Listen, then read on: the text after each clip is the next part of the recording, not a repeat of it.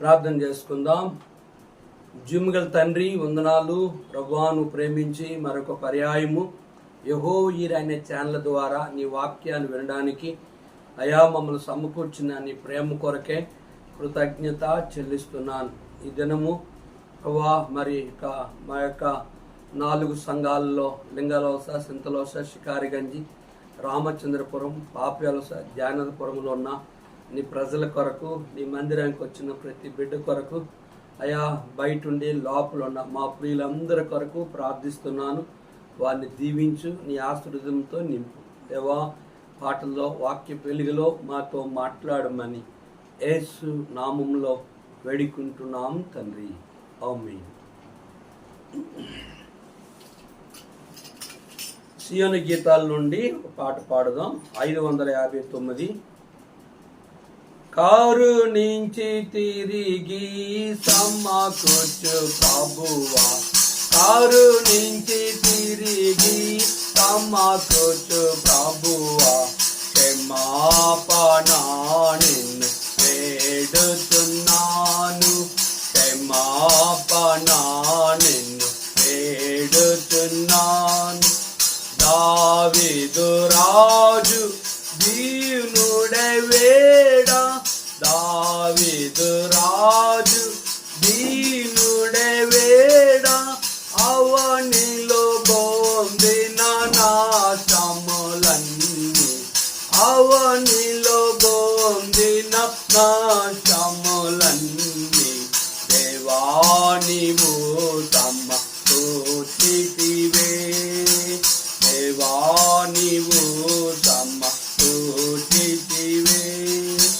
కరుణించి తిరిగి సమకూర్చు ప్రభువా, కరుణించి తిరిగి సమకూర్చు ప్రభువా, క్షమాపణ నిన్ను వేడుతున్నాను, క్షమాపణ నిన్ను వేడుతున్నాను. శత్రు సమూహ కుతంత్రములతో, శత్రు సమూహ కుతంత్రములతో బోతిగా నేను నాశపడితిని, బోతిగా నేను నాశపడితిని. మిత్రుడేసులో సమకూర్చుము తండ్రి, మిత్రుడేసులో సమకూర్చుము తండ్రి. కరుణించి తిరిగి సమకూర్చు ప్రభువా, కరుణించి తిరిగి సమకూర్చు ప్రభువా, క్షమాపణ నిన్ను వేడుతున్నాను, క్షమాపణ నిన్ను వేడుతున్నాను. ఆత్మీయ సోమరి తనములో నుండి, ఆత్మీయ సోమరి తనములో నుండి, ఆత్మ నష్టములా నిన్నియో పొంది, ఆత్మ నష్టములా నిన్నియో పొంది. ఆత్మాదేవాని సమకూర్చుమా, ఆత్మాదేవాని సమకూర్చుమా, కరుణించి తిరిగి సమకూర్చు ప్రభువా, కరుణించి తిరిగి సమకూర్చు ప్రభువా, క్షమాపణ నిన్ను వేడుతున్నాను, క్షమాపణ నిన్ను వేడుతున్నాను.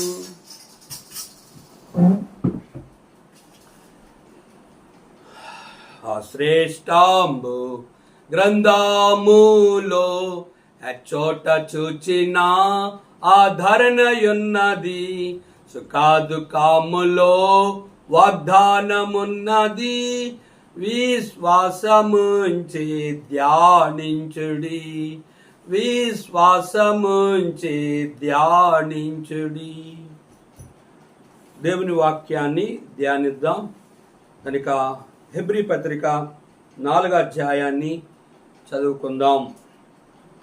ఆయన యొక్క విశ్రాంతిలో ప్రవేశించదమన్న వాగ్దానము ఇంకా నిలిచి ఉండగా, మీలో ఎవడైనా ఒకవేళ ఆ వాగ్దానము పొందకుండా తప్పిపోనేమో అని భయము కలిగి యుందుము. వారికి ప్రకటింపబడినట్లు మనకు సువార్త ప్రకటింపబడును గాని వారు వినిన వారితో విశ్వాసము గలవారై కలిసి ఉండలేదు గనుక విన్న వాక్యము వారికి నిష్ప్రయోజనమైందాయను. హెబ్రీ పత్రిక ధ్యానిస్తూ ఉన్నాం.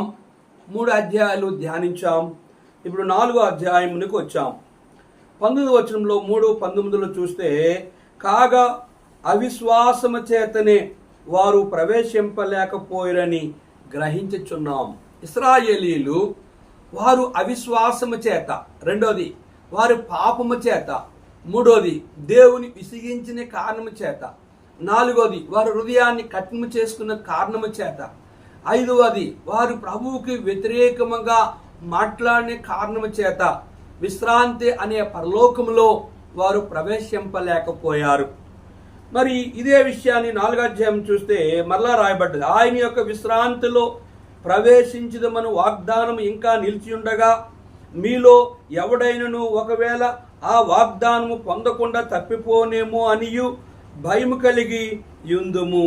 కానీ ఇక్కడ రాయబడిన లేఖన భాగంలో ఆయన యొక్క విశ్రాంతి అనే పరలోకములో ప్రవేశించదమన్న వాగ్దానము ఉంది. ప్రభు తన ఏర్పాట్లు ఉన్న వారిని, ఇశ్రాయేలీలను మొదటగా చెప్పాడు, మీరు కనాను పట్టణాన్ని స్వాధీనం చేసుకుందరు. కనుక విశ్వాసులైన వారు, దేవుని సేవకులైన వారు జీవగ్రంథమందు ఎవరి పేరు రాయబడ్డాయో వారు విశ్రాంతి అనే పరలోకములో ప్రవేశించే వారి కొరకు వాగ్దానము దేవుడు చేశాడు ఇశ్రాయేలీలతో. అదే వాగ్దానమును మరి అనేక మంది తప్పిపోయిన వారుగా, మీలో ఎవడైనా ఆ వాగ్దానం పొందకుండా తప్పిపోనేమో అని జాగ్రత్తగా భయం కలిగి యుందుము. చాలా మందితో దేవుడు హెచ్చరిక చేస్తున్నట్టంటే, మీలో అనేకులు ఆ వాగ్దానము తప్పిపోకుండా భయము కలిగి యుందుము అని ప్రభువు హెచ్చరిక చేస్తూ ఉన్నాడు.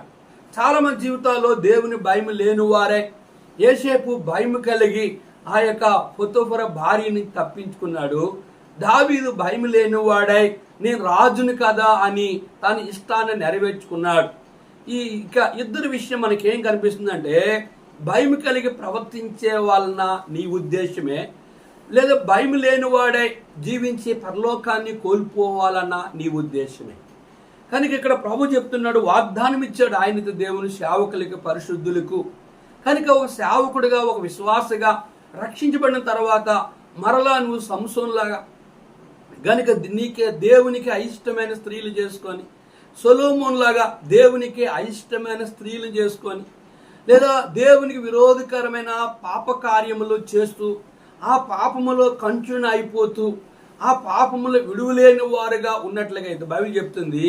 ప్రకటన గ్రంథము 21:8 పిరికివారు, అవిశ్వాసులు, అసహాయులు, నరహంతకులు, వ్యభిచారులు, మాంత్రికులు, కనుక వారు పరలోక రాజ్యానికి ప్రవేశించరని ఇక్కడ రాయబడింది. పిరికివారును, అవిశ్వాసులను, అసహాయులను, నరహంతకులను, వ్యభిచారులను, మాంత్రికులను, విగ్రహారాధకులను, అబద్ధకులందరూ అగ్నిగంధము మండు గుండములో పాలు పొందుదురు. ఇది 2వ మరణం. అంటే పాపములో ఉన్న విశ్వాసులు, పాపములో ఉండి పాపములో ముందుకి కొనసాగిపోయిన వారు అంతవరకు రక్షించబడకపోతే వారు పరలోక రాజ్యములో ప్రవేశించలేరు. పాపికి రక్షించబడిన ఏ వ్యక్తి కూడా, చాలా మంది రోమపత్రిక 8వ అధ్యాయంలో రోమపత్రిక 8వ అధ్యాయంలో అక్కడ ఒక మాటను మొదట వచ్చిన జ్ఞాపకం చేసుకొని ఈ రీతిగా చాలా మంది అంటారు, ఇప్పుడు క్రీస్తు యేసునందున్న వారికి ఏ శిక్షయో విధియో లేదు. కనుక క్రీస్తు యేసునందు ఉన్న వారికి ఏ శిక్ష విధియో లేదు. నిజమే. కనుక నువ్వు క్రీస్తు యేసునందు ఉంటేనే నీకు శిక్ష అనేది ఉండదు. కాబట్టి ఇప్పుడు క్రీస్తు యేసునందున్న వారికి ఏ శిక్ష లేదు. క్రీస్తు యేసునందు అంతం వరకు నువ్వు నిలిస్తేనే పరలోక రాజ్యాన్ని స్వతంత్రించుకుంటావు. వారికి ప్రకటింపబడినట్లు మనకును సువార్త ప్రకటింపబడును గాని వారు వినిన వారితో విశ్వాసము గలవారే కలిసి ఉండలేదు గనుక విన్న వాక్యం వారికి నిష్ప్రయోజనమైంది. అనేకులు దేవుని వాక్యం విన్నారు, ఆ వాక్యానుసరమైన జీవితాన్ని జీవించారు, విశ్వాసులుగా జీవించారు, అంతవరకు రక్షించబడ్డారు. కనుక పరలోక రాజ్యం అనే విశ్రాంతిలో ప్రవేశించారు. ఇక్కడ రెండో భాగం చూస్తే, గాని వారు వినిన వాక్యము విశ్వాసము గల వారే ఉండలేదు, విశ్వాసం లేని వారుగా జీవించారు. కనుక విన్న వాక్యము వారికి నిష్ప్రయోజనమైంది. దేవుని వాక్యం విన్నారు, సువార్త విన్నారు, కనుక రక్షించబడ్డారు, బాప్తిసం తీసుకున్నారు, బల తీసుకున్నారు, ఆరాధన చేస్తున్నారు, ప్రభు బిడ్డలుగా ముందు కొనసాగుతూ ఉన్నారు. కానీ ఆ వాక్యాన్ని అనుసరించక కుక్కని పందిని పోలి. కనుక మనము పేతురు పత్రికలో దేవుని వాక్యం చూసినప్పుడు అక్కడ ఎంతో స్పష్టంగా రాయబడ్డది. చూడండి, 2వ పేతురు పత్రిక 2వ అధ్యాయము 20వ వచనంలో, వారు నీతి మార్గమును అనుభవపూర్వకంగా తెలుసుకొని తమకు అప్పగింపబడిన పరిశుద్ధమైన ఆజ్ఞ నుండి తొలగిపోవట కంటే ఆ మార్గము అనుభవపూర్వకంగా తెలియక ఉండిటియే వారికి మేలు. కుక్క తన వాంతికి తిరిగినట్లు కడగబడిన పంది బురదలో దొల్లుటకు మలునట్టు అను నిజమైన సామెత చొప్పున వీరికి సంభవించను. నీతి మార్గమును అనుభవపూర్వకం తెలుసుకొని తమకు అప్పగింపబడిన ఆజ్ఞలు గైకొని తొలగిపోవట కంటే ఆ ఆజ్ఞను తొలగిపోవకంటే ఆ మార్గము తెలియకే ఉండిటియే వారికి. కనుక ఇక్కడ విన్న వాక్యమును నిష్ప్రయోజనమైంది. విన్న వాక్యాన్ని వారు అనుసరించలేదు. కనుక వారు విశ్రాంతిలో పరలోకంలో ప్రవేశించలేకపోయారు. 3వ వచనంలో, కాగా జగత్పునాది వేయబడినప్పుడు ఆయన కార్యములన్నీ సంపూర్ణ ఎన్నను ఈ విశ్రాంతిని గూర్చి నేను కోపముతో ప్రమాణం చేసినట్లు వారు నా విశ్రాంతిలో ప్రవేశింపరు అని ఆయన చెప్పిన మాట అనుసరించి విశ్వాసులమైన మనము ఆ విశ్రాంతిలో ప్రవేశించుచున్నాం. ఇంకా ఇక్కడ క్లియర్గా రాయబడ్డా చూసారా, భూమి పునాది వేయబడి మొదలుకొని ఆయన కార్యములన్నీ సంపూర్ణ యున్నను ఈ విశ్రాంతిని గూర్చి నేను కోపముతో ప్రమాణం చేసినట్లు వారు నా విశ్రాంతిలో ప్రవేశింపరు. ఎవరైతే దేవునికి విరోధకరంగా విశ్వాస గాని సేవకుడు గాని పాపము చేసి పాపములో జీవించినట్లుగైతే వారు ఆయన విశ్రాంతి అనే పరలోకములో ప్రవేశింపరని ఖచ్చితంగా రాయబడ్డది. ఇక్కడ రెండవ చూసినట్లుగైతే, ఆయన చెప్పిన మాట అనుసరించి విశ్వాసులమైన మనము ఆ విశ్రాంతిలో ప్రవేశించున్నాం. ఆయన చెప్పిన మాటలు విని విశ్వాసము కలిగి అంతవరకు పవిత్రమైన జీవితాన్ని కలిగిన వారు ఆ విశ్రాంతి అనే పరలోకములో ప్రవేశిస్తారని ఇక్కడ స్పష్టంగా రాయబడ్డారు. చూసారా, ఆయన చెప్పిన మాటను అనుసరించి విశ్వాసులమైన మనము ఆ విశ్రాంతిలో ప్రవేశించుచున్నాము. అర్థమైందా? కనుక ఆ రాజ్యము కొరకు నువ్వు సిద్ధపాటు కలిగిన వాడుగా, సిద్ధపాటు కలిగిన పరిశుద్ధులుగా, సేవకులుగా ఉండాలి తప్ప చాలా మంది ఏమనుకుంటారంటే, నేను మారుమనసు పొందిన, రక్షించబడ్డాను, బాప్తిసం తీసుకుని, బల తీసుకుని, ఆరాధన చేస్తానని చెప్పి మళ్ళా విడిచొచ్చిన పాపాలు కుక్కలాగా పందిలాగా జీవించి ఆదివారం మందిరికి వెళ్ళి మళ్ళా బలలో సమీపిస్తూ ఉంటారు. కానీ చివరి వరకు కూడా నువ్వు పవిత్రంగా బతకపోతే పాపములోనే మరలా జీవిస్తూ బలని సమీపించినట్లుగైతే నువ్వు పరలోకానికి వెళ్ళవని ఇక్కడ దేవుని వాక్యం. విశ్వాసులమైన మనము ఆయన వాక్యాన్ని అంగీకరించిన వారు, ఆయన ఎదుట పరిశుద్ధులుగా జీవించేవారు, ఆయన ఆజ్ఞలు గైకున్న వారు మాత్రమే పరలోకానికి వెళ్తారని ఇక్కడ మనం చదువుకుంటూ వచ్చాం. 4వ వచనంలో, దేవుడు 7వ దినమందు తన కార్యములన్నింటినీ విశ్రమించి 7వ దినమున కార్యములన్నీ ముగించి అని 7వ దినమున గురించి ఆయన ఒక చోట చెప్పి ఉన్నాడు. 7వ దినం 6 దినాలు ఆయన చేసి కనుక చక్కగా బాగుంది, మంచిగుంది అని చెప్పిన ఆయన దేవుడు 7వ దినాన్ని ఆదికాండము 1-2 అధ్యాయంలో కూడా ఆయన విశ్రాంతి తీసుకున్నాడు. గమనించండి, 7వ దినమందు తన కార్యములన్నింటినీ ముగించి విశ్రమించును అని 7వ దినము గురించి ఆయన ఒక చోట చెప్పి ఉన్నాడు. అంటే 6 రోజులు భూమిని, ఆకాశమును, కనుక సూర్యును, చంద్రును, నక్షత్రములను, ఆకాశములో నీటిని బిగించి కనుక భూమి మీద తన స్వరూపంలో తన పోలికల్లో ఒక మట్టి బొమ్మని ఆ బొమ్మలో ముక్కులో జీవవాయుని ఉదగా ఆ మట్టి బొమ్మ రక్తమాంసములు గల ఆదాము అనే మగోడు తయారయ్యాడు. కనుక 6వ రోజున మనుషుని చేశాడు, 7వ రోజున విశ్రాంతి తీసుకున్నాడు. ఆ విశ్రాంతే కనుక నీవు నేను ప్రవేశించే పరలోకములో. ఆ నిజ విశ్రాంతి పరలోకములో నువ్వు అనుభవించాలంటే ఇక్కడ ఆయన ఆజ్ఞలు, ఆయన కట్టడలు అనుసరించాలి.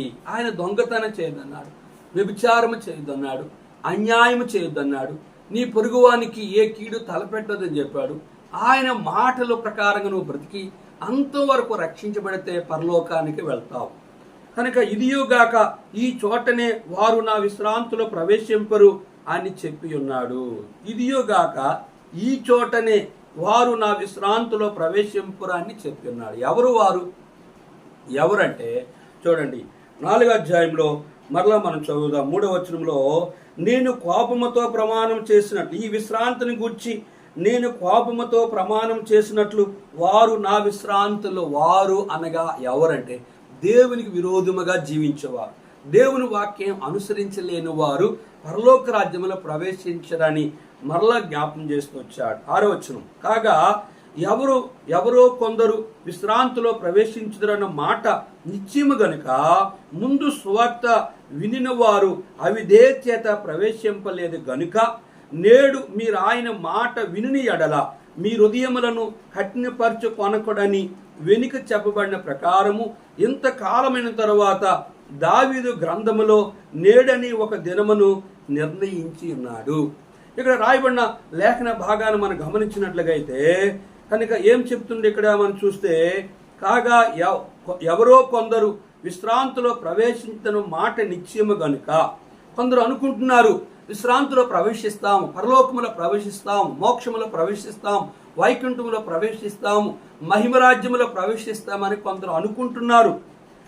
అయితే గనుక ముందు సువార్త వినిన వారు అవిధేయత ప్రవేశించలేదు గనుక, ముందు వినినవారు కనుక అనేకులు పరలోకంలో ప్రవేశింపలేదట.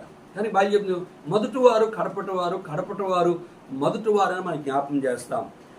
మూడోది మనం చూస్తే, నేడు మీరు ఆయన మాట విని ఎడల మీ హృదయములను కఠినపరుచుకొనకూడని వెనుక చెప్పబడిన ప్రకారం. కనుక నేడు మీరు ఆయన మాట విని ఎడల మీ హృదయములను కఠినపరుచుకొనకుండిన వెనుక చెప్పబడిన ప్రకారము ఇంతకాలమైన తర్వాత దావీదు గ్రంథములో నేడని ఒక దినము నిర్ణయించినాడు. దావీదు గ్రంథములో ఒక దినమని నిర్ణయించాడు. కనుక ఆ ఒక్క దినము గనుక నువ్వు ప్రభు ఎదుట పశ్చాత్తాపడి ఆయన ఎదుట కనుక నేడు ఈ దినమైన నువ్వు ఆయన మాట విని పశ్చాత్తాపడి నీవు దేవుని మేల్చబడిన శాస్త్ర జీవితమైన నీ హృదయాన్ని కఠినం చేసుకోకుండా, మీ హృదయములను కఠినపరుచుకోకుండా ఇంతకాలమైన తర్వాత దావీదు గ్రంథములో నేడని ఒక దినాన్ని నిర్ణయించాడు. ఇదే అనుకూల సమయం, ఇదే రక్షణ దినము, నేడే అనుకూల సమయము. కనుక మనం ఎబ్రీ పత్రిక 2వ అధ్యాయంలో మనం చూసినట్లు 3వ వచనంలో, ఇంత గొప్ప రక్షణను మనం నిర్లక్ష్యం చేసిన ఎలాగూ తప్పించుకుందు. ఒక విశ్వాసగా, ఒక సేవకుడిగా నువ్వు తప్పించుకోవడానికి ఎటువంటి ప్రయత్నాలు చేస్తావు అంటే, పాపములో ఉండే విశ్వాస కానీ, పాపములో ఉండే సేవకుడు కానీ పరలోకానికి చివరి దినం వరకు ఆ రీతిగా బ్రతికితే వెళ్ళలేడు. ఇది ఎవరికి నేడు అనే సమయం అంటే కనుక వినలేని వారు, తెలిసి తెలియని వారు, అవిశ్వాసులు, నామకార్థులు, దేవుని వాక్యాన్ని విని కొత్త వారు ఆ దినము కూడా నిజంగా వారు పశ్చాత్తాపడితే వారికి పరలోక రాజ్యములో స్థానం అనేది ఉంటుంది. యెహోషువ వారికి విశ్రాంతి కలుగు చేసిన యెడల ఆ తరువాత మరి ఒక దినమును గూర్చి ఆయన చెప్పకపోవును. మన పితరులైన ఇశ్రాయేలీయులను మోషే తర్వాత యెహోషువ ఇశ్రాయేలీయులను వారికి నడిపిస్తూ వచ్చాడు. యెహోషువ తర్వాత ఇశ్రాయేలీయులు ఎంతో క్షేమమును, ఆనందాన్ని అనుభవిస్తూ వచ్చారు. వారు యెహోషువ వారికి విశ్రాంతి కలుగు చేసి పరలోకానికి, కనానికి వారిని సిద్ధపరిచే వ్యక్తిగా, సేవకుడిగా వారిని నడిపిస్తూ వచ్చాడు. ఆ తరువాత మరి యొక్క దినమును గురించి ఆయన చెప్పకపోవును. మరొక తర్వాత యెహోషువ తర్వాత దినాల్లో ఆయన చెప్పలేదు. అనేక మంది పరలోకాల్లో ప్రవేశించలేని సిద్ధపాటు లేని వారుగా ఉన్నారని ఇక్కడ మనకు అర్థమవుతుంది. 9వ వచనంలో, కాబట్టి దేవుని ప్రజలకు విశ్రాంతి నిలిచి ఉన్నది. ఎవరికట? పరలోకము ఎవరికి నిలిచి ఉందంటే దేవుని ప్రజలు. ఎవరు ఆ ప్రజలు? ఎవరైతే పాపములు క్షమించబడ్డాయో, ఒప్పుకున్నారో, క్షమించబడ్డాయో, ఎవరి పేరు జీవగ్రంథమందు రాయబడ్డాదో, ఎవరు ఆయన చిత్తాన్ని నెరవేర్తారో పరిశుద్ధులు, సేవకులు. కాబట్టి దేవుని ప్రజలకు విశ్రాంతి నిలిచి ఉంది. దేవుని ప్రజలకు మాత్రమే, ఆయన చిత్తములో ఉన్న వారికి మాత్రమే ఆ విశ్రాంతిని పరలోకములో ప్రవేశిస్తారని రాయబడుతూ వచ్చింది. ఎందుకనగా దేవుడు తన కార్యములను ముగించి విశ్రమించిన ప్రకారము ఆయన యొక్క విశ్రాంతిలో ప్రవేశించిన నాడు వాడు కూడా తన కార్యములను ముగించి విశ్రమించును. చూసారు, ఎందుకనగా దేవుడు తన కార్యములను ముగించి అంటే 6 రోజులు ముగించి 7వ దినాన్ని ఆయన విశ్రమించిన ప్రకారము ఆయన యొక్క విశ్రాంతిలో ప్రవేశించిన వాడు కూడా తన కార్యములను ముగించి విశ్రమించును. చూసారా, తన కార్యములను ఆయన యొక్క విశ్రాంతిలో ప్రవేశించిన వాడు ఎవరైతే ఆ పరలోక మహిమలో, ఆ రాజ్యములో, ఆ వైకుంఠంలో ప్రవేశించడానికి సిద్ధపడి ఆయన తన కార్యములను ముగించారో, వారు ఆయన చిత్తాన్ని ఎవరు నెరవేర్చారో వారే ఆ పరలోక రాజ్యంలో ప్రవేశించేవారుగా ఉంటారు. ఎవరైతే ఆ పరలోక రాజ్యాన్ని కోల్పోతారో వారు క్రైస్తవులుగా, నామకార్థ పండుగ అలవాటు ఆదివారపు దొంగ క్రైస్తవులుగా, నామకార్థకర వేషధార క్రైస్తవులుగా, అవిశ్వాసులుగా, దేవుని వాక్యాన్ని అనుసరించలేని క్రైస్తవులు, దేవుడు పిలవకుండా, ప్రభువైన యేసుక్రీస్తు వారు సేవకు పిలవకుండా ఈ భూమి మీద సేవ చేసి, అందుకోసం అంటే ప్రభు నీ నామములో బోధ చేశారు, దెయ్యాలు ఎలగొట్టాం, అద్భుతాలు చేసాం, స్వస్థపరిచాం అంటే ప్రభు అంటాడు, అక్రమ చేయని సేవకులారా మీరెవరో నాకు తెలియదు, నా యొద్ద నుండి తొలగిపోండి. దానికి వీళ్ళందరూ ఎక్కడికి వెళ్తారంటే అగ్ని ఆరదు, పురుగు చావదు, యుగాలు పండ్లు కొరుకుట, కేకలు వేట, ఏడ్చుట, రొమ్ము కొట్టుకునుట, యుగములు ఆ నరకములో అగ్నిలో కాలిపోతూ ఉంటారు. పరలోకములో తెల్లని బట్టలు ధరించుకొని పరిశుద్ధులని ప్రభువును స్తుతిస్తూ, ఆరాధిస్తూ, కొనియాడుతూ, ఆయన నామాన్ని గొప్ప చేస్తూ, యుగాలు ప్రభువుని ఆనందిస్తూ, నిత్యము ప్రభువుని ఘనపరుస్తూ, అక్కడ ఏడుపు ఉండదు, దుఃఖం ఉండదు, చింత ఉండదు, కన్నీరు ఉండదు, ఏ బాధ ఉండదు, నిత్యము దేవదూత వలె ప్రభువుని ఆరాధించుకొని ఆ రాజ్యములో పరిశుద్ధులు, దేవుని సేవకులు ఉంటారు. ఇంకా మనం గమనించినట్లయితే కాబట్టి అవిధేయత వలన వారు పడిపోయినప్పుడు మనలో ఎవడను పడిపోకుండా ఆ విశ్రాంతిలో ప్రవేశించుటకు జాగ్రత్త పడదు. చూసారా, కాబట్టి అవిధేయత వలన వారు పడిపోయినట్టుగా మనలో ఎవడు పడిపోకుండా ఆ పరలోకముని విశ్రాంతిలో ప్రవేశించుటకు జాగ్రత్త పడదు. చాలా మంది పడిపోయి నరకానికి వెళ్ళిపోయారు కనుక వారు పడిపోయినట్టుగా, కాబట్టి మనలో ఎవడునూ పడిపోకుండా ఆ విశ్రాంతిలో ప్రవేశించుటకు జాగ్రత్త పడదు. ఈ మాట ఏం అర్థమవుతుంది? సేవకులకి, విశ్వాసుల కంటే అనేక మంది సేవకులు పడిపోయారు, అనేక మంది విశ్వాసులు పాపంలో పడిపోయారు, నరకానికి వారు సిద్ధపాటు కలిగి వెళ్ళిపోయారు. మిగిల్చబడిన సేవకులారా, మిగిల్చబడిన పరిశుద్ధులారా, వారు పడిపోయినట్లుగా మనం పడిపోకుండా మనము ఆ విశ్రాంతి అనే పరలోకములో ప్రవేశించడానికి జాగ్రత్త కలిగి ఉంటేనే ఆ నిత్య రాజ్యములో ప్రవేశిస్తాం. ఎందుకనగా దేవుని వాక్యము సజీవమై బలమగలదై రెండంచులు గల ఎటువంటి ఖడ్గమ కంటెను వాడిగా ఉండి ప్రాణాత్మను, కీలను, మూలుగును విభజించినంత మట్టుకు దూరుచు హృదయం యొక్క తలంపులను, ఆలోచనను శోధించున్నది. మరియు ఆయన దృష్టికి కనబడిన స్పష్టము ఏదియూ లేదు. మనం ఎవరికి లెక్క ఒప్పజెప్పవలసినదో ఆ దేవుని కన్నులకు సమస్తము మరుగు లేక తేటగా ఉన్నది. దేవుని వాక్యము రెండంచుల వైపు ఖడ్గం. ఇది కత్తి అనుకోండి, రెండు వైపులు కూడా దారు ఉంటుంది కనుక ఇరువైపులు కూడా నరకొచ్చు. చూసారా, కనుక ఇటు తిప్పినా పీకపోతే ఇటు తిప్పినా కనుక చంపబడుతూ ఉంటారు. కనుక ఆ రీతిగా ఎందుకనగా దేవుని వాక్యము సజీవముగలదై బలమగలదై రెండంచుల ఖడ్గము కంటేనే బలముగా ఉండి ప్రాణాత్మను, కీలను, మూలుగును విభజించినట్టు మటుకు దూరుచు హృదయం యొక్క తలంపులను, ఆలోచనలను శోధించుచున్నది. కనుక అరికాల నన్నెత్తి వరకు కూడా ప్రతి అవయవాన్ని కనుక హృదయమును, ప్రాణాత్మను, కీలను, మూలుగును విభజించిన మట్టుకు దూరుచు హృదయం యొక్క తలంపులను, ఆలోచనలు కూడా గనుక శోధించేదిగా ఆయన దృష్టికి కనబడిన స్పష్టము ఏది ఉండదు. ఆయనకి సృష్టిలో ఏమి కూడా కనబడకుండా ఉండదు. ఆయనకి సమస్తము తేటగా స్పష్టముగా కనిపిస్తుంది. ఇంకా మనం ఎవరికి లెక్క ఒప్పజెప్పవలసినదో ఆ దేవుని కన్నులకు సమస్తము మరుగు లేక తేటగా ఉన్నది. ఒక విశ్వాసి ఆయన దగ్గరికి మరుగు కాలేక పాపములో జీవించి మరుగుండలేడు. ఒక సేవకుడు పాపము చేసి దేవునికి మరుగా ఉండలేడు. కనుక ఆదామా నువ్వు ఎక్కడంటే ఇదిగో చెట్టు చాటును దాగున్నాను. ఎందుకు దాగున్నావు అంటే నేను దిగంబరగా ఉన్నానని చెప్పాడు. కనుక అప్పుడు తను చేసిన పాపం యథార్థంగా ఒప్పుకోక తన భార్య మీద చెప్పాడు. తన భార్యను అవును అడిగితే సర్పం మీద చెప్పింది. కనుక దీని అర్థం ఏంటంటే, ఒక విశ్వాసగా, ఒక సేవకుడుగా ఆయన దృష్టికి నువ్వు చేసిన పాపములన్నీ కూడా ఆయన స్పష్టముగా చూడగలుగుతూ ఉన్నాడు. ఆకాశ మండలము గుండా వెళ్ళిన దేవుని కుమారుడైన యేసు అను గొప్ప ప్రధాన యాజకుడు మనకున్నాడు కనుక మనం ఒప్పుకున్న దాన్ని గట్టిగా చేపట్టదు. ఆకాశ మండలము గుండా వెళ్ళిన దేవుని కుమారుడైన యేసు అను గొప్ప ప్రధాన యాజకుడు గనుక మొదట ప్రధాన యాజకుడు యేసు ప్రభువారే. కనుక యాజకుడు సంవత్సరానికి ఒక మారు తనది కాని గొర్రె కోలు ఎడ్ల రక్తాన్ని తీసుకొని సంవత్సరం ఒకసారి ప్రతిష్ఠారంలోనికి అతి పరిస్థితులకి వెళ్ళి మందసములు చుట్టూ తిరుగుతూ రక్త ప్రోక్షణ చేసేవాడు. కనుక నేను ప్రజల పాపములు క్షమించాను వెళ్ళంటే యాజకుడు బయటకు వచ్చేవాడు. ఆ యాజకుడు అపవిత్రుడైతే పాపైతే ఆయన మందిరములోనే చనిపోతుండేవాడు. దీని అర్థం ఏంటంటే, ఒక సేవకుడిగా, ఒక విశ్వాసగా నువ్వు పవిత్రముగా లేకపోతే నువ్వు పరలోక రాజ్యానికి వెళ్ళవు అని అర్థం. కానీ ఇంకా మనం గమనించినట్లయితే మనము ఒప్పుకున్న దాన్ని గట్టిగా చేపట్టుదాం.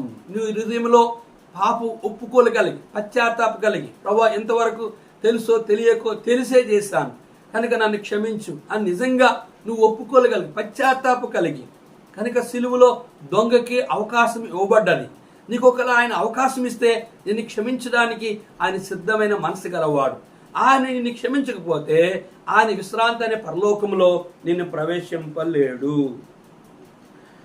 మన ప్రధాన యాజకుడు మన బలహీనతల యందు మనతో సమానుభవం లేనివాడు కాడు గాని సమస్త విషయంలోనూ మన వలె శోధింపడును ఆయన పాపము లేనివాడుగా ఉండను. మన ప్రధాన యాజకుని యేసు ప్రభువారు మానవ శరీరాన్ని దాల్చాడు. మనతో సహానుభవం లేనివాడు కాడు గాని మన శరీరంలో ఉన్న శ్రమలు, కష్టాలు, బాధలు, అనారోగ్యాలు, ఆకలి అన్నీ ఎరిగిన వాడుగా మన శరీరంలో ఆయన పాలివాడుగా మానవ శరీరాన్ని దాల్చి పరలోకం భూములకి వచ్చి కన్యక గర్భంలో పరిశుద్ధుడి పుట్టి పరిశుద్ధుడు జీవించి 30 సంవత్సరంలో ఈ శరీరంలో వ్యాధులు, బాధలు, అనారోగ్యము, ఆకలి, కష్టము, సుఖము, నింద, వేలన, అవమానము, మనుషులు ద్వేషించడము, అసహించుకోవడం, మనుషులు తునీకరించడము అన్ని అనుభవములు ఆయన కలిగిన వాడుగా ఉన్నాడు. మనతో సహానుభవం లేనివాడు కాడు గాని సమస్త విషయంలో మనవలే శోధింపబడ్డాడు. సృష్టికర్తన దేవుడయుండి ఆయనను పాపము లేనివాడుగా ఉన్నాడు. కనుక ఆయన భూమి మీద జీవించినప్పుడు నిందించబడ్డాడు, హేళన చేయబడ్డాడు, శోధించబడ్డాడు, కానీ తునీకరించబడ్డాడు, కనుక అవమానపరచబడ్డాడు, హేళన చేయబడ్డాడు. కానీ ఈ శరీరంతో బతికినంత కాలము ఆయన నోట ఏ పాపము లేదు, ఆయన హృదయంలో ఏ కపటము లేదు. ఆయన పాపము లేనివాడు, పాపరహితుడు, పాపము ఎరగనివాడు, పాపము రుచించలేనివాడు. ప్రపంచాన్ని యోహాను సూత్రుడు అంటాడు, నా ఏందో పాపం ఉందని ఎవరైనా స్థాపించగలరా, చూపించగలరని ప్రపంచాన్ని ఆయన ఛాలెంజ్ చేసే దేవుడు ఒక్కడే. దేవునికి నరునికి మధ్యవర్తి ఒక్కడే. ఆయనే సృష్టికర్తన దేవుడు, ఆయనే ప్రపంచానికి ఏకైకైన దేవుడు, ఆయనే పాపము లేని దేవుడు. ఇంకా మనం గమనించినట్లయితే గనుక మనము కనికరంబడి సమయోచితమైన సహాయము కొరకు కృప పొందినట్లు ధైర్యముతో కృపాసనమునొద్దకు చేరదము. కనుక మనము కనికరంబడి అంటే మనము అంటే పరిశుద్ధులు, మనమంటే సేవకులు. వీళ్ళు ఎవరంటే ఆయన ఆజ్ఞలు గైకొని ఆయన వాక్యాన్ని అనుసరించి ఆ విశ్రాంతిలో ప్రవేశించేవారు మాత్రమే. కనుక మనము కనికరంబడి సమయోచితమైన సహాయము కొరకు, కనుక సమయోచితమైన సహాయం ఆయన సహాయము కొరకు కనికరింపబడి కనుక కృప పొందినట్లు ధైర్యముతో ఆయన సన్నిధానికి ఒక విశ్వాసగా పరలోకములో ప్రవేశించగలవు. ఒక సేవకుడిగా పరలోకములో ప్రవేశించగలవు. ఎట్లా అంటే ధైర్యముతో, ఎట్లా అంటే ఆయన కృపాసనం యొద్ద, ఎట్లా అంటే ఆయన కనికరము చేత, ఎట్లా అంటే ఆయన యొక్క సమయోచితమైన సహాయము కొరకు. ఎప్పుడంటే ఒక విశ్వాసం, ఒక సేవకుడిగా నువ్వు నిర్దోషిగా హేబేల్లాగా ఉంటేనే తప్ప. నువ్వు కయ్యిన్లాగా ఉన్నావు అనుకో, అగ్ని ఆరదు, పురుగు చావదు. కనుక ప్రియా సహోదరి సహోదరుడా, మన జీవితంలో ఆ నిత్య నరకముని తప్పించబడి ఆ నిత్య రాజ్యమైన పరలోకములో ప్రవేశించే వారంగా మనము ఉండగలిగితే తప్ప పరలోకములో నువ్వు ప్రవేశించలేవు. ఆయన ఆజ్ఞలు, ఆయన కట్టడలు అనుసరించలేని సేవకులు, ఆయన చిత్తాన్ని నెరవేర్చలేని పరిశుద్ధులు, ఆయన దృష్టికి యోగ్యముగా బ్రతకలేని వారు ఎవరే గాని పరలోకములో ప్రవేశించరు. ఆయన చిత్తములో జీవించిన పరిశుద్ధులు, ఆయన చిత్తములో జీవించిన సేవకులు, బల నమ్మక మంచి దాసురాల అనబడేవారు, ఎవరి పేర్లు జీవనం రాయబడ్డాయో వారు మాత్రమే పరలోకానికి వెళ్తారు. కనుక నువ్వు పరలోకానికి సిద్ధపాటు కలిగిన సేవకుడిగా, విశ్వాసిగా బ్రతకాలి. పరలోకానికి ప్రవేశించలేని సేవకుడిగా, పరలోకంలో ప్రవేశించలేని విశ్వాసని క్రైస్తుని చెప్పుకొని మోసపోకుడి దేవుడెక్కరింపరడు. కనుక నీవే మోసం చేసుకొని నిత్య నరకానికి వెళ్లకుండా జాగ్రత్త పడితే ఆయన నిన్ను క్షమించడానికి సిద్ధమైన మనసు గలవాడు. ఆ రీతిగా పరిశుద్ధాత్మ దేవుడు మనకు సహాయం చేయనుగాక. ఆమేన్. సర్వాధికారి వందనాలు. కొన్ని మాటలు మా ప్రియులు విన్నారు. దేవా, ఈ యొక్క 4వ అధ్యాయంలో పరలోకంలో, విశ్రాంతిలో, మహిమలో, నాయన వైకుంఠంలో, మోక్షంలో ఎవరు ప్రవేశిస్తారు, ఎవరు ప్రవేశించరని స్పష్టముగా నీ వాక్య వెలుగులో మాతో మాట్లాడుతూ, నీ లేఖనాల ద్వారా మాతో రుజువు చేస్తున్న విధానం బట్టి నిన్ను ఘనపరుస్తూ, నీ సేవకులు పరిశుద్ధులు నీ రాజ్యం కొరకు సిద్ధపరచు. ఏ సేవకులు, ఏ విశ్వాసులు కూడా నీ రాజ్యాన్ని కోల్పోకుండా కనికరించమని యేసు నామములో అడిగి వేడుకుంటున్నాం తండ్రి. ఆమేన్. కరుణించి తిరిగి సమకూర్చు ప్రభువా, కరుణించి తిరిగి సమకూర్చు ప్రభువా, క్షమాపణ నిన్ వేడుచున్నాను, క్షమాపణ నిన్ను వేడుచున్నాను. అందరికీ ప్రైజ్ ది లార్డ్. వందనాలు.